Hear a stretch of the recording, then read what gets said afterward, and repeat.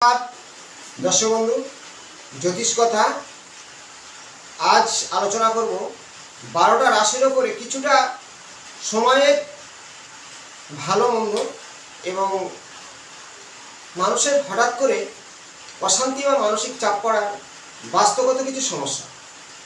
प्रथमे आलोचना करी वास्तव निये। आमादेर प्रत्येकेर वास्तव 9टा ग्रहेर जेमन स्थान आछे, 64टी योगिनी स्थान आछे एवं विभिन्न देवतार स्थान आछे। आमरा 4टे दिक बोली, 10टा दिक बोली, ताछाड़ा आरो दिक आछे निर्णय करा हय। प्रत्येकेर जे वास्तव सेई भवने आमरा 24 घंटार मध्य 10 घंटा समय काटाई। तेमन सेई नेगेटिव पजिटिव जे प्रभावगुलो आमादेर मধ্যে पड़ते थाके। जेखाने जे स्थाने घुमाচ্ছি দেখা যাচ্ছে সেই রাশির জাতকের সেই স্থানটা তার পক্ষে শুভ নয়, সে ভুল জায়গায় ঘুমাচ্ছে, সেই নেগেটিভ প্রভাব তার মধ্যে সৃষ্টি হবে। একজন কুম্ভ রাশি শনি বা কুম্ভ লগ্ন কুম্ভ রাশি, যেই রাশি সেই লগ্ন সেই জাতকের দিক পশ্চিম দিকটা শুভ হয়। সে পূর্ব দিকে কোনো ঘরে ঘুমাচ্ছে, শরীর বেশিরভাগ অসুস্থ হতে পারে, সর্বক্ষেত্রে তার মাথা সৃষ্টি হতে পারে। তার ডেট অফ বার্থের মধ্যে দেখাচ্ছে 1 সংখ্যা নেই, রবির কোনো নাম্বার নেই। এই ধরনের অনেক জ্যোতিষ আলোচনায় বলা যায়। আমি অনেক ভিডিওর মাধ্যমে ডেট অফ বার্থ নিয়ে দিয়েছিলাম যে 1 থেকে 9 এর মধ্যে যে নাম্বারটা না থাকবে সেই গ্রহের নেগেটিভ আপনার জন্মছকের মধ্যে বিস্তারবাহী প্রভাব ফেলবে। অনেকের 5 সংখ্যাটা নেই। এই 5 সংখ্যাটা হলো বুধের সংখ্যা। যদি না থাকে বুদ্ধি বিভ্রান্তি হওয়া, তার পড়াশোনার দিক থেকে ক্যারিয়ার লাইফ থেকে সমস্যা আসবে। কারণ 1 সংখ্যাটা নেই মানে রবির নাম্বার। এই যে 1 নাম্বারটা হলো রবি। সরকারি চাকরি মাত্রই রবিকে ফার্স্ট প্রয়োজন। পরবর্তী আরো অন্য গ্রহদের ভূমিকা আছে বৃহস্পতি। আর 3 সংখ্যা নেই।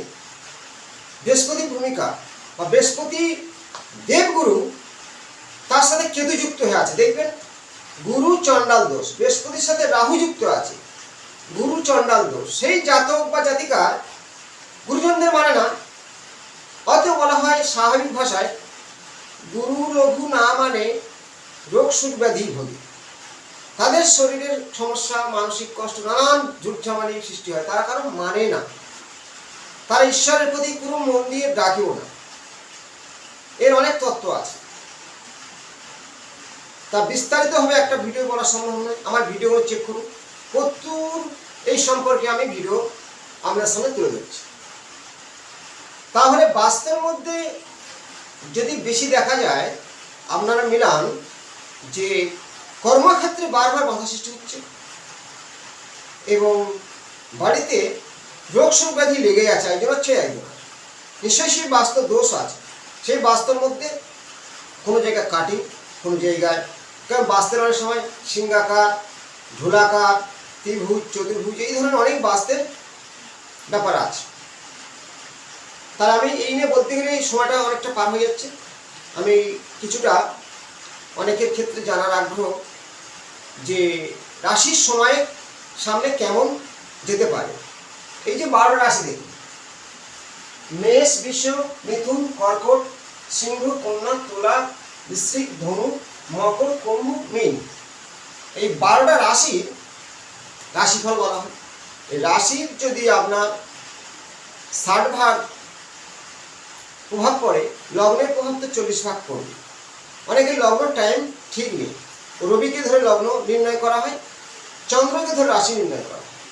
ধরা যাক এই যে মেষ থেকে আমি বলি, কিন্তু সাড়ে কার কাজ চলছে সবাই কম বেশি করে আমরা জানতে শিখে গেছি বা জানি। যেখানে শনি থাকে তার আগের ঘর ও পিছের ঘর সাড়ে চলে। শনি বর্তমান মীন রাশিতে বসে আছে, তাহলে আগের ঘর কি মেষে, পিছের ঘর কি কুম্ভে। তাহলে মেষ, মীন, কুম্ভ 3টে রাশি পূর্ণ সাড়ে চলছে, কিন্তু কুম্ভের 7.5 আর 2.5 মানে লাস্ট পর্যায়ে চলছে। অনেক সময় দেখা যায় যে 7.5 হলো, এবার ঢাইয়া চলে অনেকে, ঢাইয়া ক্ষতি হয়, অনশ্বয় হয়। যদি জন্মছকে তার শনি নিচস্থ, অশুভ গ্রহ শনি একই, তার সাথে মঙ্গলযুক্ত, শনির সাথে রবিযুক্ত, চন্দ্র, তাদের বেশিরভাগ সমস্যা আসতে বাধ্য হবে। শনি মেষ রাশিতে থাকলে যে কোনো জন্মকুণ্ডলিতে আমাদের ছকে মিলান, মেষ রাশিতে শনি থাকলে তার লগ্ন থেকে যে কোনো ভাব হোক, মেষ রাশিতে শনি বসলে জানবেন শারীরিক মানসিক সর্বদিক থেকে সমস্যা আসবে। কারণ মেষ রাশিতে শনি মঙ্গলের ঘর, অত শত্রুর ঘরে গিয়ে বসেছে, শনি মঙ্গলের বিরাট শত্রুতা আছে। আর মেষ রাশিতে শনি নিচস্থ হয়ে থাকে, তাহলে শনি ওখানে ভাগ্যের প্রতি অনেকটাই দুর্বল করে দেবে। যদি লগ্ন মেষ হয়, লগ্নপতি মঙ্গল, যদি কুম্ভ লগ্ন হয়, লগ্নপতি শনি, সেই শনি মেষের ঘরে, মানে লগ্নপতি দুর্বল হল। এই তত্ত্বগুলো জানতে হবে যে লগ্ন আমার কি।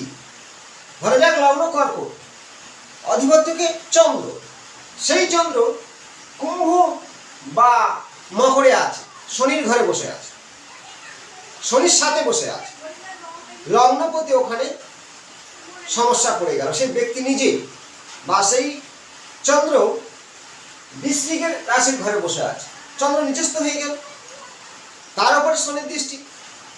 তাহলে আপনার রাশি ফল জেনে যে একসঙ্গে 60 রাশি ফল বললে কি হয়, যে এই রাশি ভালো চলছে, এই রাশি ভালো চলছে, কিন্তু অনেকের ক্ষেত্রে মিলবে না। লগ্ন রাশি দুটো মিলাতে হবে। কিছু আমি তত্ত্ব দিচ্ছি। প্রথম জেনে মেষ রাশির সারসাথী চলাকালীন সঞ্চার যে বৃহস্পতি, এখান থেকে দেখুন 1 2 3 4 চতুর্থ ভাবে বসে আছে বৃহস্পতি। কিন্তু বৃহস্পতি এখানে মেষ রাশির ক্ষেত্রে সম্পত্তি যে সে ঝুটঝামানে জড়িয়েছিল তাদের কিছু সাপোর্ট আসবে। কিন্তু বর্তমান বৃহস্পতি শুক্র বসে আছে, বুধ বসে আছে, বুধ বক্রী হওয়ার সঙ্গে সঙ্গে কিছু কিছু রাশির মারাত্মক সমস্যা ঘটবে। যেমন কর্কট রাশি, দ্বাদশপতি বুধ, তৃতীয়পতি বুধ। তৃতীয়পতি বুধ কেন? তৃতীয়পতি সে ভাই বোন সম্পর্ক নষ্ট, অশান্তি, এগুলো ঘটতে চলেছে। কিন্তু বৃহস্পতি যে তুঙ্গস্থ কর্কট রাশি থাকার কারণে সব কিছু ভালো হবে না, হবে না। এগুলো বুঝতে হবে যে রাশিফলে বিশাল কিছু ঘটে যাচ্ছে, ঘটবে, এই ধারণাটা সম্পূর্ণ ভুল। জন্ম ছক যদি সঠিক না থাকে, সঠিকভাবে সেই গ্রহের স্থান যদি না থাকে, তাহলে যে জন্ম ছকটা ঘাঁটা আছে, আপনার রাশি জেনে কি লাভ? যে হয়তো কর্কট রাশি তুঙ্গস্থ ভালো ফল, ভালো ফল দেখা যাচ্ছে তার আসল জন্ম যে কুণ্ডলিটা 3 ভাগ গ্রহ নিচস্থ, অবশ্যই পাপগ্রহযুক্ত, এইভাবে ঘাঁটা হয়ে আছে। অনেকের ছক দেখে বোঝা যায় যে তার সত্যি কতটা জীবনে সাকসেস করতে পারে। শিক্ষাগত যোগ্যতা, আর্থিক, বিবাহ জীবন, অবশ্যই আসল জন্মছকটা তার জানতে হবে। বা তার দশা কি চলছে, মহাদশা ও অন্তর্দশা, এই যে দুটো দশাকে সেট করতে হবে। যে মহাদশায় বৃহস্পতি দশা চলছে, বৃহস্পতি তার ভালো পয়সা এসছে, বৃহস্পতি আমাদের রক্ষা করে, রক্ষা কবচ বলা হয়। দেখা যায় জন্মছকে বৃহস্পতি খারাপ, তার দশা চলছে শনি রাহু, তাহলে সময়ের গতি ভালো হয় না। জ্যোতিষ আলোচনা গভীর সমুদ্রের মতো, আমি একটু ঘেঁটে সব রকম নিয়ে বলি। পার্ট পার্টে অনেক ভিডিও দিয়েছিলাম, যারা জ্যোতিষ নিয়ে বোঝে সবসময় ভিডিও দেখে দেখে তাদের বুঝতে সুবিধে হবে। যে রাশির ওপর নির্ভর করে 50 ভাগ, 100 মাসে 100 থেকে 50-এর রাশির থেকে ফল পেতে পারে। আমরা লগ্ন জানতে হবে, আসল জন্মছকটা কেমন আছে। বর্তমান কিছু কিছু বলে দিই শর্টের মধ্যে। মেষ রাশির ক্ষেত্রে কিছু চাপ থাকবে, বৃষ রাশির ক্ষেত্রে অশান্তি, নানা ঝুটঝামালি ভুগতে হবে। মিথুনের ক্ষেত্রে কিছু ভালো সময়, কর্কটের ক্ষেত্রে অনেকটা ডাউন চলবে। কেন? বিস্তারিত বলতে গেলে হবে না। কেন? এই গ্রহরা যে বুধ, শুক্র, বৃহস্পতি একত্রে আছে, বৃহস্পতি শুক্র দুজনের শত্রু, কিন্তু সেই কারণে কিছুদিন কর্কটের অনেকটা আসার জিনিস, পাওয়ার জিনিস আসবে না, অশান্তি বাড়তে পারে। সিংহর ক্ষেত্রে কিছুটা ব্যবসার দিক থেকে ডাউন, তাদের ক্ষেত্রে দ্বাদশভাবে আছে বৃহস্পতি, শুক্র, বুধ। মিথুনের ক্ষেত্রে, কন্যার ক্ষেত্রে কিছু ভালো সময় আসবে। তুলার ক্ষেত্রে মানসিক চাপ বাড়বে, ব্যবসার ক্ষেত্রে কিছুটা ডাউন চলবে, হাওয়া কাজকে হতে দেবে না। বৃষ্টির ক্ষেত্রে কিছু অশান্তি বাড়তে পারে, কিন্তু কিছু ভালো সময় আসতে চলেছে। মকরের ক্ষেত্রে মানহানি, বদনাম, কারণ মকরের ফের আবার ঢাইয়া শুরু হবে। মকরের ক্ষেত্রে খুব ভালো সময় নয়। কুম্ভের ক্ষেত্রে শারীরিক মানসিক অসুস্থ হওয়া এগুলো ঘটবে। মীনের ক্ষেত্রে শিক্ষার ক্ষেত্রে কিছু এগিয়ে যাবে, কিন্তু খুব ভালো সময় নয়, অর্থ কিছুতেই আসতে চাইবে না। আপনার জন্মছকটা মিলাতে হবে, তার সাথে বাস্তব ঠিক আছে কিনা। এবং প্রত্যেকে বলবো, যে যার রাশির দেবতা আছে, রাশির দেবতা বলতে অনেকে জানে, অনেকে জানে না। আপনার মেষ রাশি, তার অধিপত্য মঙ্গল। তাহলে মঙ্গল যদি আপনার জন্মছকে নিজস্ব বা লগ্নের সপ্তমে আছে, তাহলে বিবাহ জীবন সমস্যা আসবে। প্রত্যেকের লগ্নের সপ্তমে পাপগ্রহ থাকবে, বিবাহ জীবনে সমস্যা ভোগ করতেই হবে, এটা বাস্তবে। তাহলে সেই রাশি বা লগ্নের একটা দেবতা আছে, সেই দেবতার দেবতা আছে। কারণ মেষ রাশির ক্ষেত্রে মঙ্গল তার দেবতা। মঙ্গল যদি ড্যামেজ হয়, কি করা উচিত? তাহলে হনুমান চালিসা পাঠ করা উচিত। কারণ মঙ্গলের ড্যামেজ হলে হনুমানকে সাধনা করতে হয়, হনুমানজি বজরাঙ্গলিকে সাধনা করতে হয়। বিশ্বরাশির ক্ষেত্রে কি? বিশ্বরাশির ক্ষেত্রে অধিপত্য দেবতা হলো শুক্রদেব।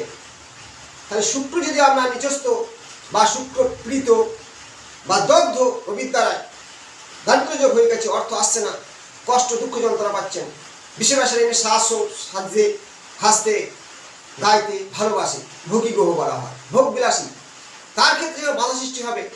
তাহলে তার কি করা উচিত? মাতা লক্ষ্মীকে আরাধনা করা উচিত। এইভাবে জানতে হবে রাশি লগ্নের ভূমিকাটা। মিথুন রাশির ক্ষেত্রে অধিপত্য দেবতা হলো বুধ।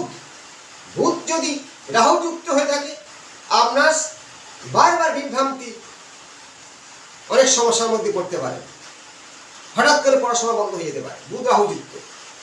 তাহলে সেই বুধকে, দেবতাকে গণেশজিকে আরো আহ্বান করতে হবে, সাধনা করতে হবে, দুর্বা দিয়ে, লাড্ডু দিয়ে। কর্কট রাশি বা লগ্নের ক্ষেত্রে অধিপত্য দেবতা হলো কি? চন্দ্র। সেই চন্দ্র শনিযুক্ত, রাহুযুক্ত, কেতুযুক্ত। এই যে পাপগ্রহের সাথে চন্দ্র থাকবে, জীবনে ঘাত প্রতিঘাত আসবে। চন্দ্রকে সাধনা করবে কি হবে? চন্দ্র দেবতা শিব, শিবকে আরাধনা করুন, মহামৃত্যুঞ্জয় মন্ত্র পাঠ করুন। সিংহ রাশির ক্ষেত্রে, সিংহ রাশি বা লগ্নের ক্ষেত্রে দেবতা হল রবি। তাহলে রবিকে যদি ড্যামেজ হয়, রবি রাহুযুক্ত হলে, রবি নিজস্ব হলে, মানহানি, চোখের রোগ, হাটে রোগ, কি করবেন? রবি সূর্যদেবকে আহ্বান করুন এবং নারায়ণকে সাধনা করুন। কন্যা রাশির ক্ষেত্রে বুধ, সেই ক্ষেত্রে গণেশজিকে সাধনা করুন। তুলা রাশির ক্ষেত্রে শুক্র, লক্ষ্মীকে আরাধনা করুন। বৃশ্চিক রাশির ক্ষেত্রে মঙ্গল, হনুমানকে আহ্বান করুন লাড্ডু দিয়ে, মঙ্গলবার হনুমান চালিসা পড়ুন। এবং মকর রাশির ক্ষেত্রে অধিপত্য শনি, কুম্ভ রাশির ক্ষেত্রে শনি, সেই শনি মঙ্গলযুক্ত বা শনি নিজস্ব অবস্থায় আছে, শনি ডিগ্রি কম আছে, আমরা শনি সরস্বতী বা দশা চলছে। এর থেকে বেরোনোর উপায়, শনি স্টোন করতে পারছেন, শনির প্রতিকার কিছু আছে, যেমন আসন, শিবকে আরাধনা করুন, আপনার শনির প্রভাব কমে যাবে, হনুমানজিকে আহ্বান করুন। মীন রাশির ক্ষেত্রে দেবতাকে দেবগুরু বৃহস্পতি, বৃহস্পতি গুরুচণ্ডাল দোষ সৃষ্টি করেছে বা বৃহস্পতি নিজস্ব হয়ে গেছে, কি করবেন? মাতা তারাকে আহ্বান করুন। আশা করব এই 12টা রাশি লগ্নের দেবতাদের সাধনা করলে 80% ফল আপনি পাবেন। এবং ফার্স্ট ব্রহ্মমুহূর্তে উঠে সাধনা করবেন, গাছকে জল দিন, পিতামাতার কিছু সেবা করুন, ঈশ্বরের সাধনা করুন। 3টে শক্তিকে একত্র করলে আপনার জীবনে সাকসেস অবশ্যই আসবে, বাধা থেকে মুক্তি পাবেন। শুধু স্টোন করলে প্রতিকার হয় না। আশা করব আপনি আমার ভিডিওটা একটু শেয়ার করে দিন, আরও অনেকের জেনে কিছু উপকার হোক। তাহলে আমি আগ্রহ হয়ে আবার নতুন ভিডিও নিয়ে আসবো। ভালো থাকবেন, নমস্কার।